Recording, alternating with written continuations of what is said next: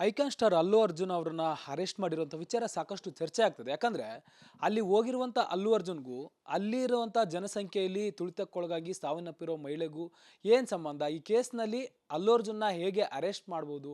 ಮಾಡಿದ್ದಾದ್ರೂ ಯಾಕೆ ಅನ್ನುವಂಥ ಚರ್ಚೆ ಸೋಷಿಯಲ್ ಮೀಡಿಯಾದಲ್ಲಿ ಸಾಕಷ್ಟು ಚರ್ಚೆ ಆಗ್ತದೆ. ಯಾಕಂದ್ರೆ ಇಲ್ಲಿ ಇಂಡೈರೆಕ್ಟ್ ಆಗಿ ಮತ್ತೆ ಡೈರೆಕ್ಟ್ ಆಗಿ ಯಾವ ರೀತಿ ಈ ಪ್ರಕರಣದಲ್ಲಿ ಅಲ್ಲು ಅರ್ಜುನ್ ಪಾತ್ರ ಇದೆ ಅನ್ನುವಂಥದ್ದನ್ನ ಇಲ್ಲಿ ಸ್ಪಷ್ಟೀಕರಣ ಮಾಡಲಾಗ್ತಿದೆ. ಪೊಲೀಸರು ಯಾವ ರೀತಿ ಇಲ್ಲಿ ಆರೋಪವನ್ನ ಹೊರಿಸಲಾಗಿದೆ ಅನ್ನುವಂಥದ್ದು ಸಾಕಷ್ಟು ಚರ್ಚೆ ಆಗ್ತಿದೆ. ಈ ಒಂದು ಪ್ರಕರಣಕ್ಕೆ ಸಂಬಂಧಪಟ್ಟಂತೆ ಮಾತನಾಡೋದಕ್ಕೆ ನನ್ನ ಜೊತೆ ಸುಪ್ರೀಂ ಕೋರ್ಟ್‌ನ ಲಾಯರ್ ಆದಂಥ ಕೆ.ವಿ. ಧನಂಜಯ ಅವರಿದ್ದಾರೆ. ಅವ್ರನ್ನ ಮಾತನಾಡಿಸ್ತಾ ಹೋಗ್ತೀನಿ. ಸರ್, ಈಗಾಗಲೇ ಈ ಒಂದು ಪ್ರಕರಣ ನೀವು ಕೂಡ ಗಮನಿಸ್ತಿರ್ಬೋದು ಅಂತ ಅಂದ್ಕೋತೀನಿ. ಒಂದು ಈಸ್ ಎ ಹೀರೋ. ಅವರ ಒಂದು ಸಿನಿಮಾದ ಪ್ರೀಮಿಯರ್ ಶೋ ಅಂತೇಳಿ ಅಲ್ಲಿಗೆ ಬಂದಿರ್ತಾರೆ. ಆ ಟೈಮ್‌ನಲ್ಲಿ ಕ್ಲೌಡ್ ಜಾಸ್ತಿ ಆಗಿರುತ್ತೆ. ಕ್ಲೌಡ್ ಜಾಸ್ತಿ ಆದಂಥ ಸಂದರ್ಭದಲ್ಲಿ ಕಾಲು ತುಳಿತಕ್ಕೊಳಗಾಗಿ ಒಬ್ಬ ಮಹಿಳೆ ಸಾವನ್ನಪ್ತಾರೆ. ಈ ಕೇಸ್ ಸಂಬಂಧ ಯಾರು ತುಳಿದಿದ್ದಾರೆ ಆಗಿರ್ಬೋದು, ಮತ್ತೆ ಅಲ್ಲಿನ ಥಿಯೇಟರ್ ಮಾಲೀಕ ಆಗಿರ್ಬೋದು, ಅವ್ರ ಮೇಲೆ ಪ್ರಕರಣ ಆಗ್ಬೋದು ಅನ್ನೋಂಥದ್ದು ಸಾಮಾನ್ಯವಾಗಿ ನಾವು ಕೇಳಿರುವಂಥ ಪ್ರಕರಣಗಳು. ಆದರೆ ಈ ಒಂದು ಕೇಸ್‌ನಲ್ಲಿ ಹೀರೋ ಮೇಲೆ ಆಗಿದೆ. ಅಲ್ಲಿಂದ ಬಂದಿರುವಂಥ ಕಾರಣಕ್ಕಾಗಿ ಈ ಥರ ಆಗಿದೆ ಅನ್ನುವಂಥ ರೀತಿಲಿ. ಇದು ಎಷ್ಟರ ಮಟ್ಟಿಗೆ ಸರಿ ಅನಿಸುತ್ತೆ? ಮತ್ತು ಇಲ್ಲಿ ನೇರವಾಗಿ ಈ ರೀತಿ ಎಫ್.ಐ.ಆರ್ ದಾಖಲು ಮಾಡ್ಬೋದಾ? ಮತ್ತು ಒಬ್ಬರನ್ನ ಆ ಥರ ದೊಡ್ಡ ಸ್ಟಾರ್‌ನನ್ನು ಕೂಡ ಈ ಒಂದು ಪ್ರಕರಣದಲ್ಲಿ ಅರೆಸ್ಟ್ ಮಾಡ್ಬೋದಾ ಇಮಿಡಿಯೇಟ್ಲಿ ಈ ಥರ ಅಂತ? ವೆಲ್, ಫಸ್ಟ್ ಆಫ್ ಆಲ್, ಈ ಪ್ರಕರಣದಲ್ಲಿ ಪೊಲೀಸ್ನವರ ಹೈ ಹ್ಯಾಂಡೆಡ್ನೆಸ್ ಭಾಳ ಎದ್ದು ಕಾಣುತ್ತೆ.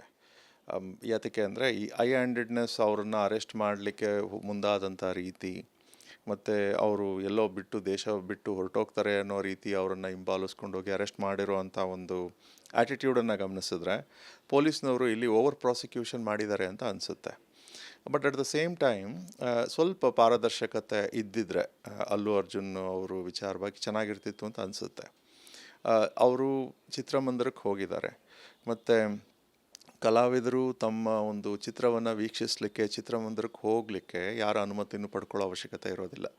ಸೊ ಈ ಸಂಧ್ಯಾ ಚಿತ್ರಮಂದಿರ ಏನಿದೆ, ಥಿಯೇಟ್ರ್ ಏನಿದೆ ಹೈದರಾಬಾದ್ನಲ್ಲಿ, ಅಲ್ಲಿ ಪ್ರತಿ ತಿಂಗಳು ಕೂಡ ಪ್ರೀಮಿಯರ್ಸ್ ನಡೆಯುತ್ತೆ. ಸೊ ಪ್ರೀಮಿಯರ್ ಸಮಯದಲ್ಲಿ ಈ ರೀತಿ ಒಂದು ಸಾವು ನೋವು ಸಂಭವಿಸುತ್ತೆ ಅಂತ ಯಾರು ಕೂಡ ನಿರೀಕ್ಷೆ ಮಾಡೋದಿಲ್ಲ, ಆ್ಯಂಡ್ ಖಂಡಿತ ಅವ್ರಿಗೂ ಕೂಡ ನಿರೀಕ್ಷೆ ಇರೋದಿಲ್ಲ.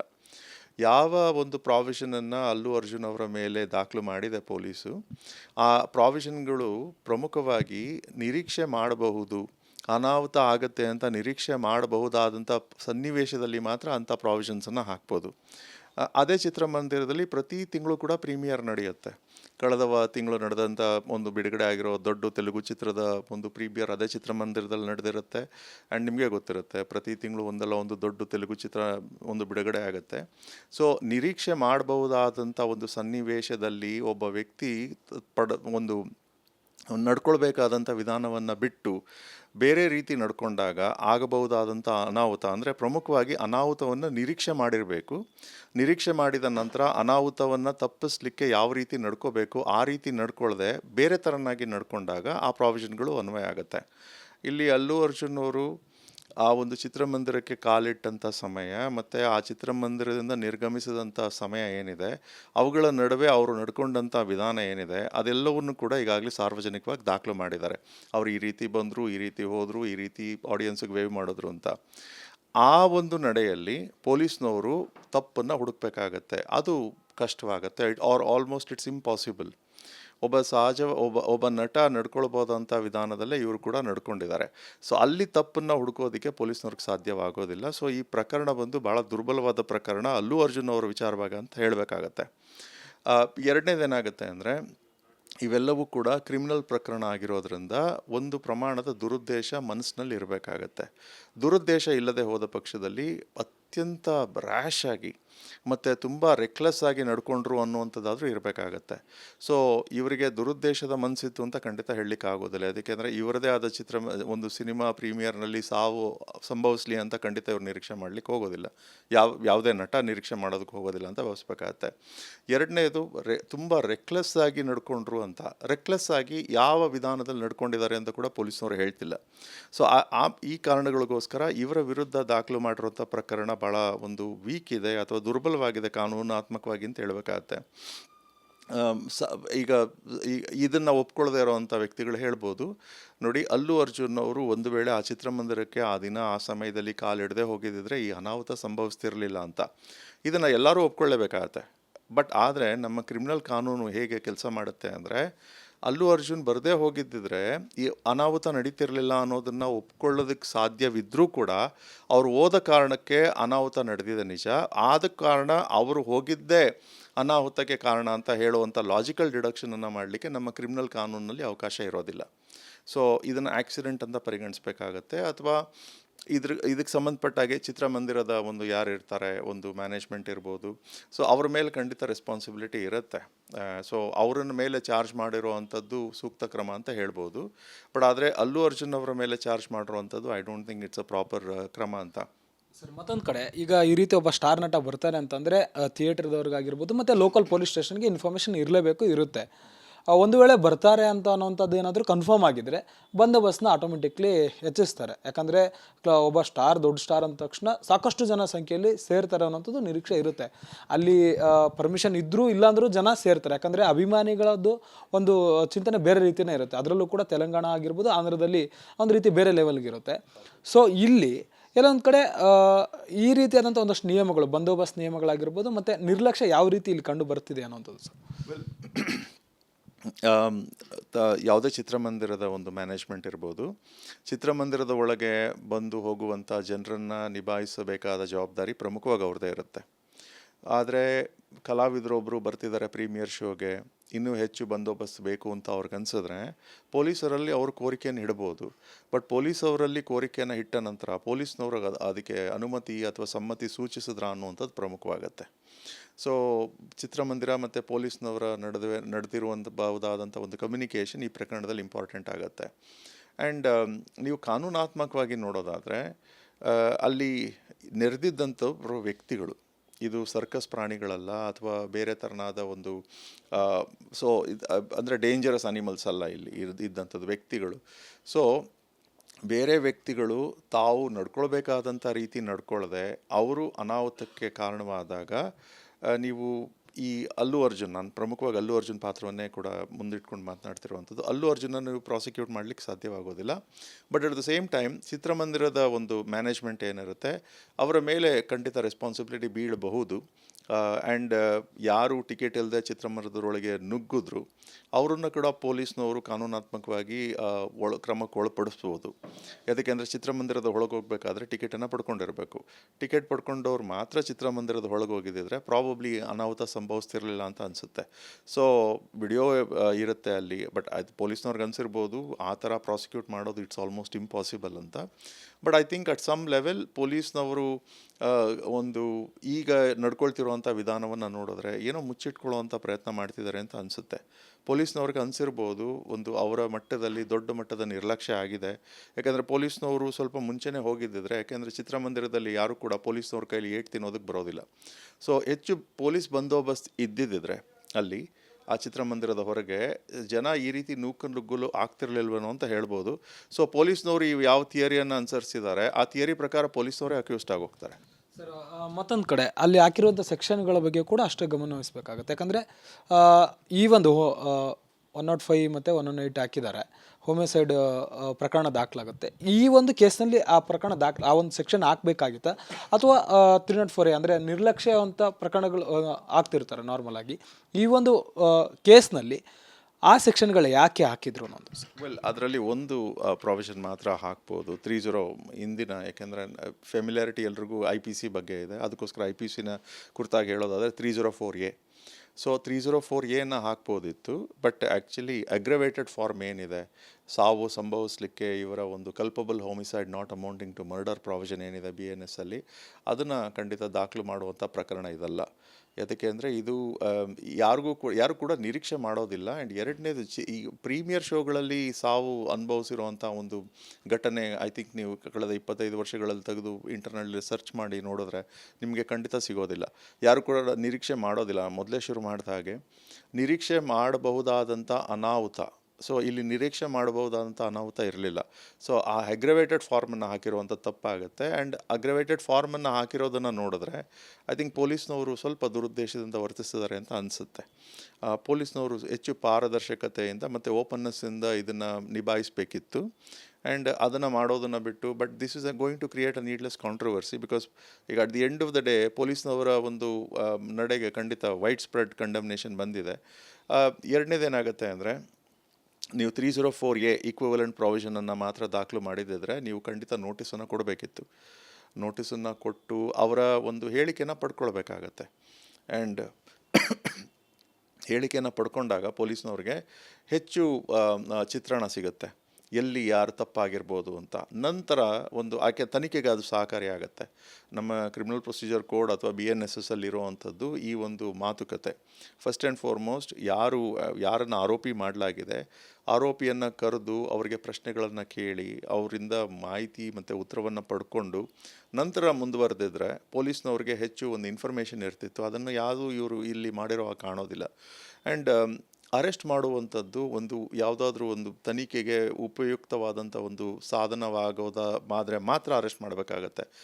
ನೀವು ಅಲ್ಲು ಅರ್ಜುನನ್ನು ಅರೆಸ್ಟ್ ಮಾಡಿ ಅವರನ್ನು ಒಂದು ಪ್ರಿಸನ್ನಲ್ಲಿ ಇಡೋದ್ರ ಮೂಲಕ ಈ ತನಿಖೆಗೆ ಯಾವ ಥರನಾದ ಸಹಾಯವಾಗ್ತಿತ್ತು. ಪೊಲೀಸ್ನವ್ರನ್ನ ಕೇಳಿದ್ರೆ ಪೊಲೀಸ್ನವ್ರು ಏನು ಹೇಳಿದ್ರು ನಿನ್ನೆ ಕೋರ್ಟ್ ಮುಂದೆ ಅಂದರೆ, ಇದು ಭಾಳ ಗಂಭೀರ ಪ್ರಕರಣ ಅಂತ ಹೇಳಿದ್ರು. ಗಂಭೀರ ಪ್ರಕರಣ ಆದ ಮಾತ್ರಕ್ಕೆ ಆರೋಪಿಯನ್ನು ಅರೆಸ್ಟ್ ಮಾಡಬೇಕು ಅಂತ ನಮ್ಮ ಕಾನೂನು ತಾಕೀತು ಮಾಡೋದಿಲ್ಲ. ಆರೋಪಿಯನ್ನು ಬಂಧನ ಮಾಡುವಂಥದ್ದು ಆ ಬಂಧನದಿಂದ ತನಿಖೆಗೆ ಸಹಾಯವಾಗೋದಾದರೆ ಮಾತ್ರ, ಅಥವಾ ಆರೋಪಿ ದೇಶವನ್ನು ಬಿಟ್ಟು ಹೊರಗೆ ಹೋಗ್ತಾನೆ, ಜ್ಯೂರಿಸ್ಟಿಕ್ಷನನ್ನು ಬಿಟ್ಟು ಹೊರಗೆ ಹೋಗ್ತಾನೆ ಅನ್ನುವಂಥ ಒಂದು ಬಲವಾದ ಸಂಶಯ ಇದ್ದರೆ ಮಾತ್ರ. ಸೊ ಇವರ ಚಿತ್ರ ಈಗಾಗಲೇ ಎಲ್ಲ ರೆಕಾರ್ಡ್ಸನ್ನು ಬೀಟ್ ಮಾಡಿದೆ. It is one of the most successful star ಇವತ್ತು. ಭಾರತ ಬಿಟ್ಟು ಎಲ್ಲಿ ಹೊರಡೋಗ್ತಾನೆ ಆತ? ಸೊ ಅವರನ್ನು ಚೇಂಜ್ ಮಾಡ್ಕೊಂಡು ಹೋಗುವಂಥದ್ದು, ಲಿಮಿಟೆಡ್ ವೇನಲ್ಲಿ ಅವರ ರೂಮ್ ಹೊರಗಡೆ ಇದ್ದು ಅವರನ್ನು ಬಟ್ಟೆ ಬದಲಾಯಿಸ್ಕೊಳ್ಳೋದಕ್ಕೂ ಕೂಡ ಅವಕಾಶ ಕೊಡದೆ ಅರೆಸ್ಟ್ ಮಾಡಿರುವಂಥದ್ದನ್ನೆಲ್ಲ ಗಮನಿಸಿದ್ರೆ ಪೊಲೀಸ್ನವರು ಒಬ್ಬ ದೊಡ್ಡ ಸೆಲೆಬ್ರಿಟಿ ವಿಚಾರವಾಗಿ ಕಾನೂನನ್ನು ಪಾಲಿಸ್ತಿಲ್ಲ, ನಿಜ. ಸೊ ಸೆಲೆಬ್ರಿಟಿಗೆ ಬೇರೆ ಕಾನೂನು, ಸಾಧಾರಣ ವ್ಯಕ್ತಿಗೆ ಇನ್ನೊಂದು ಕಾನೂನು ಇಲ್ಲ ಅಂತಲ್ಲ. ಪೊಲೀಸ್ನವ್ರು ನಡ್ಕೊಂಡಂಥ ಈ ಒಂದು ಪ್ರಕರಣದಲ್ಲಿ ನಡ್ಕೊಂಡಂಥ ವಿಧಾನವನ್ನು ನೋಡಿದ್ರೆ ಸಾಮಾನ್ಯ ಪ್ರಕರಣಗಳಲ್ಲಿ ಇನ್ನೂ ಹೆಚ್ಚು ಎಷ್ಟು ಹಾರ್ಷಾಗಿ ನಡ್ಕೊಳ್ತಾರೆ ಅಂತ ಭಯಪಡಬೇಕಾಗತ್ತೆ ಜನ. ಒಬ್ಬ ದೊಡ್ಡ ವ್ಯಕ್ತಿ, ಒಬ್ಬ ದೊಡ್ಡ ಸೆಲೆಬ್ರಿಟಿ ವಿಚಾರವಾಗಿ ಇಷ್ಟೊಂದು ಬ್ರೇಜನ್ನಾಗಿ ಕಾನೂನನ್ನು ಕಸ ಮಾಡಿಕೊಂಡು ವರ್ತಿಸಿರುವಂಥ ವಿಧಾನ ನೋಡಿದ್ರೆ ಸಾಮಾನ್ಯ ವ್ಯಕ್ತಿಗಳ ವಿಚಾರವಾಗಿ ಹೇಗೆ ನಡ್ಕೊಳ್ತಿರ್ಬೋದು. ಯಾಕೆಂದರೆ ಸುಪ್ರೀಂ ಕೋರ್ಟ್ನ ಪ್ರಮುಖವಾದಂಥ ಒಂದು ತೀರ್ಪು ಮತ್ತು ನಿರ್ದೇಶನ ಇದೆ, ಯಾವಾಗಲೂ ಆರೋಪಿಗಳಿಗೆ ಬಂಧನ ಮಾಡಲೇಬೇಕು ಅನ್ನುವ ಅನಿವಾರ್ಯತೆ ಇದ್ದ ಪ್ರಕರಣವನ್ನು ಹೊರತುಪಡಿಸಿದ್ರೆ ಉಳಿದೆಲ್ಲ ಪ್ರಕರಣಗಳಲ್ಲಿ ಆರೋಪಿಗಳಿಗೆ ನೋಟಿಸನ್ನು ಕೊಟ್ಟು ಅವರ ಒಂದು ಮಾಹಿತಿಯನ್ನು ಅವರ ಒಂದು ಬಳಿ ಮಾತನಾಡಿ ಇನ್ಫಾರ್ಮೇಷನ್ನ ಕಲೆ ಹಾಕಬೇಕು, ತನಿಖೆಗೆ ಸಹಕಾರಿ ಆಗೋ ಹಾಗೆ ಅಂತ ಸುಪ್ರೀಂ ಕೋರ್ಟ್ನ ನಿರ್ದೇಶನ ಇದೆ. ಅದನ್ನು ಇಲ್ಲಿ ಪಾಲಿಸಿರೋ ಹಾಗೆ ಕಾಣೋದಿಲ್ಲ. ಸೊ ಓವರ್ ಚಾರ್ಜ್ ಮಾಡಿರೋದ್ರಿಂದ ಅವ್ರು ಹೇಳ್ಬೋದು ಇಲ್ಲಿ 7 ವರ್ಷಗಳಿಗಿಂತ ಕಡಿಮೆ ಅವಧಿ ಇರುವಂಥ ಪ್ರಕರಣ, 7 ವರ್ಷಕ್ಕಿಂತ ಹೆಚ್ಚು ಶಿಕ್ಷೆ ಇರುವಂಥ ಪ್ರಕರಣ ಇದ್ದಿದ್ದರಿಂದ ನಾವು ಅವ್ರಿಗೆ ನೋಟಿಸ್ ಕೊಡೋ ಅವಶ್ಯಕತೆ ಇಲ್ಲ ಅಂತ ಪೊಲೀಸ್ನವ್ರು ಹೇಳ್ಬೋದು ಖಂಡಿತ. ಬಟ್ ಆ ಎರಡನೇ ಅಗ್ರಿವೇಟೆಡ್ ಪ್ರಾವಿಷನ್ ಏನಿದೆ ಅದು ಬಂದು ಓವರ್ ಚಾರ್ಜಿಂಗ್ ಅಂತ ಅನಿಸುತ್ತೆ, ಓವರ್ ಪ್ರಾಸಿಕ್ಯೂಷನ್. ಸೊ ಇದನ್ನೆಲ್ಲ ಗಮನಿಸಿದ್ರೆ ಏನು ಅನಿಸುತ್ತೆ, ಈ ಪ್ರಕರಣದಲ್ಲಿ ಒಂದು ವೇಳೆ ಟ್ರಯಲ್ ನಡೆದರೂ ಕೂಡ ಅವ್ರನ್ನ ಕನ್ವಿಕ್ಟ್ ಮಾಡುವಂಥ ಒಂದು ಸಾಧ್ಯತೆ ಭಾಳ ಕಡಿಮೆ ಇರುತ್ತೆ. ಸೊ ಕೊನೆಯದಾಗಿ ಒಂದು ಎಕ್ಸಾಂಪಲನ್ನು ಕೊಡ್ಲಿಕ್ಕೆ ಬಯಸ್ತೀನಿ. ಈಗ ಅಲ್ಲು ಅರ್ಜುನ್ ಭಾಳ ದೊಡ್ಡ ಸ್ಟಾರ್ ಅಂತ ಒಂದು ಜನ ಮಾತನಾಡ್ತಾರೆ. ಅವರು ಒಂದು ವೇಳೆ ಅವರು ಸ್ಪೋರ್ಟ್ಸ್ ಕಾರ್ನಲ್ಲಿ ಕುಳಿತು ಹೈದರಾಬಾದ್ನಲ್ಲಿ ಬರ್ತಾರೆ ಅಂತ ಭಾವಿಸೋಣ. ಅವ್ರ ಗಾಡಿಯನ್ನು ಓಡಿಸ್ತಿಲ್ಲ, ಗಾಡಿಯನ್ನು ಬೇರೆಯವ್ರು ಯಾರೋ ಓಡಿಸ್ತಿದ್ದಾರೆ, ಅವರು ಈ ಕಡೆ ಕುಳಿತಿದ್ದಾರೆ ಅಷ್ಟೇ. ಅವ್ರ ಮುಂದೆ ಗಾಡಿನಲ್ಲಿ ಎಡಕ್ಕೆ ಒಬ್ಬ ಲಾರಿ ಅಥವಾ ಬಸ್ ಚಾಲಕ ಇವರನ್ನು ನೋಡ್ತಾನೆ. ಆತ ಭಾಳ ಚಿಕ್ಕಿತನ ಆಗ್ತಾನೆ, ಭಾಳ ದೊಡ್ಡ ಸ್ಟಾರನ್ನು ನಾನು ನೋಡಿದೆ ಅಂತ. ಇವರು ಒಂದು ವೇಳೆ ಆತನನ್ನು ನೋಡಿ ಕೈ ವೇವ್ ಮಾಡ್ತಾರೆ ಅಂತ ಭಾವಿಸೋಣ. ಅದಕ್ಕೆ ಆತ ಓವರ್ ಎಂತೂಸಿಯಾಸ್ಟಿಕ್ ಆಗಿ ಮುಂದೆ ಇದ್ದಂಥ ವ್ಯಕ್ತಿಗಳನ್ನು ಮರೆತು ಒಂದು ಮುಂದೆ ಇದ್ದಂಥ 2 ವೀಲರ್ ಅಥವಾ ಹೋಗ್ತಿದ್ದಂಥ ಪ್ಯಾಸೆಂಜರ್ ಯಾರಿಗಾದರೂ ಗುದ್ದಿ ಆತ ಅಲ್ಲೇ ಒಂದು ಸ್ಪಾಟ್ನಲ್ಲೇ ಒಂದು ಸಾವನ್ನು ಅಪ್ಪಿದ್ರೆ can you blame Allu Arjun for that? You can't. ಯಾತಕ್ಕೆ ಅಂದರೆ ನಮ್ಮ ಯಾವ ಕಾನೂನಿದೆ ಆ ಕಾನೂನು ಇಲ್ಲಿ ಮಾಡುವಂಥ ಒಂದು ವಿಮರ್ಶೆ ಏನಂದರೆ, ಆ ವ್ಯಕ್ತಿ ಚಾಲನೆ ಮಾಡ್ತಿದ್ದಂಥ ವ್ಯಕ್ತಿ ಯಾವಾಗಲೂ ಜಾಗರೂಕನಾಗಿರಬೇಕು. ಅವನು ಜಾಗರೂಕತೆಯನ್ನು ತಪ್ಪಿದ್ರೆ ಆ ಜಾಗೃತೆಯನ್ನು ತಪ್ಪಿಸ್ಲಿಕ್ಕೆ ಇವರ ಪಾತ್ರ ಏನಿದೆ? ಸೊ ಅಲ್ಲು ಅರ್ಜುನ್ ಒಂದು ವೇಳೆ ಆತನಿಗೇನಾದರೂ ಕಲ್ಲರನ್ನು ಎರಚಿದಿದ್ರೆ, ಮುಖಕ್ಕೆ ಒಂದು ನೀರನ್ನು ಎರಚಿದಿದ್ರೆ ಅಥವಾ ಏನೋ ಬೆಲೂನನ್ನು ಎರಚಿದಿದ್ರೆ ಅದಕ್ಕೆ ಆತ ಡಿಸ್ಟ್ರ್ಯಾಕ್ಟ್ ಆಗಿ ಮುಂದೆ ಇರೋವಂಥ ವ್ಯಕ್ತಿಗಳು ಹೊಡೆದಾಗ you can charge him. But ಇವರು ಸಾಧಾರಣವಾಗಿ ಅಂಥದ್ದು ಯಾವುದೇ ಒಂದು ಪ್ರಕ್ರಿಯೆಯಲ್ಲಿ ತೊಡಗದೆ ಕೇವಲ ವಿಶ್ ಮಾಡಿದ್ರು ಅನ್ನೋ ಕಾರಣಕ್ಕೆ ಆತ ಒಂದು ವಿಪರೀತ ಎಕ್ಸೈಟೆಡ್ ಆಗಿ ಒಂದು ವೇಳೆ ಗುದ್ದರೆ ಆ ರೆಸ್ಪಾನ್ಸಿಬಿಲಿಟಿ ಅವನದೇ ಆಗುತ್ತೆ.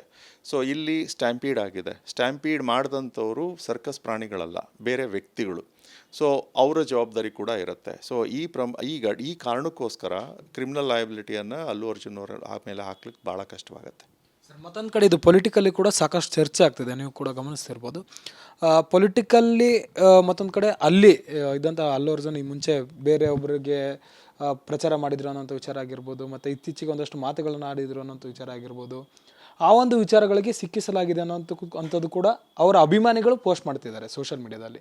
ಆ ಥರನೂ ಇಲ್ಲಿ ಪೊಲೀಸರ ನಡೆ ನೋಡ್ತಿದ್ರೆ ಆ ಥರನೂ ಚಾನ್ಸಸ್ ಇದೆಯಾ ಸರ್ ಈ ಒಂದು ಕೇಸಲ್ಲಿ ಅವ್ರನ್ನ ಸಿಕ್ಕಿ ಹಾಕ್ಸೋಕ್ಕೆ? ವೆಲ್, ಪೊಲೀಸ್ನವರ ಒಂದು ಕ್ರಮ ಸೂಕ್ತವಾದಂಥದ್ದು ಅಲ್ಲ.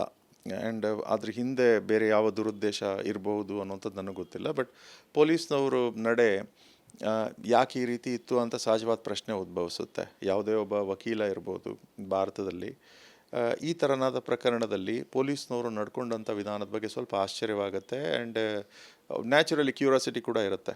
ಪೊಲೀಸ್ನವ್ರು ಯಾತಕ್ಕೆ ಈ ರೀತಿ ಓವರ್ ಚಾರ್ಜ್ ಮಾಡಿದ್ದಾರೆ, ಈ ರೀತಿ ನಡ್ಕೊಳ್ತಾ ಇದ್ದಾರೆ ಅಂತ ಅನಿಸುತ್ತೆ. ಮತ್ತು ಕಾನೂನಾತ್ಮಕವಾಗಿ ಈ ಥರನಾದ ಪ್ರಕರಣ ಬೇರೊಂದು ಶಾರುಖ್ ಖಾನ್, ಆ ಪ್ರಕರಣವನ್ನು ನಿನ್ನೆ ತೆಲಂಗಾಣ ಹೈಕೋರ್ಟ್ನಲ್ಲಿ ಅಲ್ಲು ಅರ್ಜುನ್ ಅವರ ವಕೀಲರು ಹೇಳಿದರು ಕೋರ್ಟಿಗೆ. ಸೊ ಶಾರುಖ್ ಖಾನ್ 2022ರಲ್ಲಿ ರಾಯಿಸ್ ಅನ್ನುವಂಥ ಸಿನಿಮಾವನ್ನು ಪ್ರಚಾರ ಮಾಡಲಿಕ್ಕೆ ಗುಜರಾತ್ನಲ್ಲಿ ರೈಲ್ವೆ ಸ್ಟೇಷನ್ನಲ್ಲಿ ಒಂದು ಅನುಮತಿಯನ್ನು ಪಡ್ಕೊಂಡು ಆ ಪ್ಲ್ಯಾಟ್ಫಾರ್ಮ್ನಲ್ಲಿ ಒಂದು ಟೀ ಶರ್ಟನ್ನು ಮತ್ತು ಒಂದು ಬಲೂನನ್ನು ಎಸಿತಾರೆ ಜನರಿಗೆ. ಅಲ್ಲಿ ಅಷ್ಟೇ ಆಗುವಂಥದ್ದು. ಬಟ್ ಆದರೆ ಜನರು ಒಬ್ಬರ ಮೇಲೊಬ್ಬರು ಬಿದ್ದು ಅದನ್ನು ಬೆಲೂನು ಮತ್ತು ಟೀ ಶರ್ಟನ್ನು ತೊಗೊಳೋದಕ್ಕೆ ಹೋಗಿ ಅಲ್ಲಿ ಸ್ಟ್ಯಾಂಪಿಡ್ ಆಗಿ ಒಬ್ಬ ವ್ಯಕ್ತಿ ಸಾಯ್ತಾನೆ. ಸೊ ಈ ಪ್ರಕರಣವನ್ನು ಗುಜರಾತ್ ಹೈಕೋರ್ಟ್ ಏನು ಹೇಳಿದೆ ಅಂದರೆ, ಶಾರುಖ್ ಖಾನ್ ಮಾಡಿದ್ದ ಕಾರಣಕ್ಕೋಸ್ಕರ, ಅಂದರೆ ಶಾರುಖ್ ಖಾನ್ ಎಸ್ತಿದ್ದಾರೆ, ಅದನ್ನು ಇಟ್ಕೊಳ್ಳಿಕ್ಕೆ ಹೋಗಿ ಒಬ್ಬರು ಸತ್ತಿದ್ದಾರೆ ನಿಜ, ಬಟ್ ಶಾರುಖ್ ಖಾನ್ ಮೇಲೆ ಕ್ರಿಮಿನಲ್ ಲಯಬಿಲಿಟಿ ಬರೋದಿಲ್ಲ ಅಂತ ಹೇಳಿದ್ದಾರೆ. ಸೊ ಆ ಪ್ರಕರಣವನ್ನು ಕೂಡ ಉಲ್ಲೇಖಿಸಿದ್ದಾರೆ. ಮತ್ತು ಆ ಪ್ರಕರಣ ಸುಪ್ರೀಂ ಕೋರ್ಟ್ ಮುಂದೆ ಕೂಡ ಹೋಗಿತ್ತು. ಸುಪ್ರೀಂ ಕೋರ್ಟ್ ಕೂಡ ಶಾರುಖ್ ಖಾನ್ನ ಒಂದು ಕ್ರಿಮಿನಲ್ ಇದ್ರ ಬಗ್ಗೆ ಒಪ್ಕೊಂಡಿರಲಿಲ್ಲ ಆ ಪ್ರಕರಣದಲ್ಲಿ. ಸೊ ಈ ಒಂದು ಹಿನ್ನೆಲೆ ಆಗಲೇ ಇದೆ. ಮತ್ತು ತೆಲಂಗಾಣ ಪೊಲೀಸ್ನವ್ರಿಗೆ ಖಂಡಿತ ಇಂಥ ಪ್ರಕರಣ ನಡೆದಿದೆ, ಶಾರುಖ್ ಖಾನ್ ಪ್ರಕರಣದಲ್ಲಿ ನ್ಯಾಯಾಲಯ ಈ ರೀತಿ ಹೇಳಿದೆ. ಆ ನ್ಯಾಯಾಲಯ ಹೇಳಿರೋ ಒಂದು ಗುಜರಾತ್ ನ್ಯಾಯಾಲಯ, ಒಂದು ಹೈಕೋರ್ಟ್, ಉಚ್ಚ ನ್ಯಾಯಾಲಯ ಹೇಳಿರೋದನ್ನು ಸುಪ್ರೀಂ ಕೋರ್ಟ್ ಒಪ್ಕೊಂಡಿದೆ ಅಂತ ಗೊತ್ತಿರುತ್ತೆ ಖಂಡಿತ. ಹೀಗಿದ್ದರೂ ಯಾಕೆ ಇದು ಓವರ್ ಚಾರ್ಜ್ ಮಾಡಿದ್ರು ಅಂತ ಗೊತ್ತಾಗ್ತಿಲ್ಲ. ಮೇ ಬಿ ನೀವು ಹೇಳ್ತಿರೋ ಹಾಗೆ ಪೊಲಿಟಿಕಲ್ ಮೋಟಿವೇಶನ್ ಇದ್ದರೆ ಐ ಥಿಂಕ್ ದಟ್ಸ್ ಅಕ್ಸೆಪ್ಟಬಲ್, ಅಂದರೆ ಅದು ಒಪ್ಕೊಳ್ಬೋದು, ಅದು ಇರ್ಬೋದು, ಮೇ ಬಿ ಪೊಲಿಟಿಕಲ್ ಮೋಟಿವೇಶನ್ ಇತ್ತು ಅಂತ. ಕೊನೆಯದಾಗಿ ಈ ಒಂದು ಕೇಸ್ನಲ್ಲಿ ಮುಂದಿನ ದಿನಗಳಲ್ಲಿ ಅಲ್ಲು ಅರ್ಜುನ್ಗೆ ಯಾವ ರೀತಿ ಕಂಟಕ ಇರ್ಬೋದು? ಯಾಕಂದರೆ ಈಗ ಇಂಟ್ರಿಮ್ ಬೇಲ್ ಅಷ್ಟೇ ಕೊಟ್ಟಿದ್ದಾರೆ, ಮತ್ತು ಸ್ಟೇಷನ್ ಕರೆಯೋದಾಗಿರ್ಬೋದು, ಮತ್ತು ಅರೆಸ್ಟ್ ಮಾಡುವಂಥ ಚಾನ್ಸಸ್ ಏನಾದರೂ ಇರುತ್ತಾ?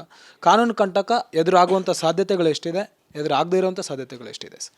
ವೆಲ್, ಅವ್ರಿಗೆ ಇಂಟ್ರಿಮ್ ಬೇಲ್ ಕೊಡುವಂಥ ಸಮಯದಲ್ಲಿ ಕೋರ್ಟ್ ಒಂದು ಪ್ರೈಮಾ ಫೇಸಿ ಫೈಂಡಿಂಗನ್ನು ಕೊಟ್ಟಿದೆ, ಇಲ್ಲಿ offences are not made out against him ಅಂತ. ಸೊ ಬೇಯಿಲ್ ವಿಚಾರವಾಗಿ ಅವ್ರಿಗೆ ಇನ್ಯಾವ ಸಮಸ್ಯೆನೂ ಆಗೋದಿಲ್ಲ. ಟ್ರಯಲ್ ನಡೆಯುತ್ತೆ ಅಂತ ಭಾವಿಸ್ಬೋದು. ಟ್ರಯಲ್ ಭಾಳ ದಿನ ನಡೆಯುತ್ತೆ, ಆ್ಯಂಡ್ ಟ್ರಯಲ್ ಅಂತೂ ಭಾಳ ವೇಗವಾಗಿ ನಡೆಯೋದಿಲ್ಲ.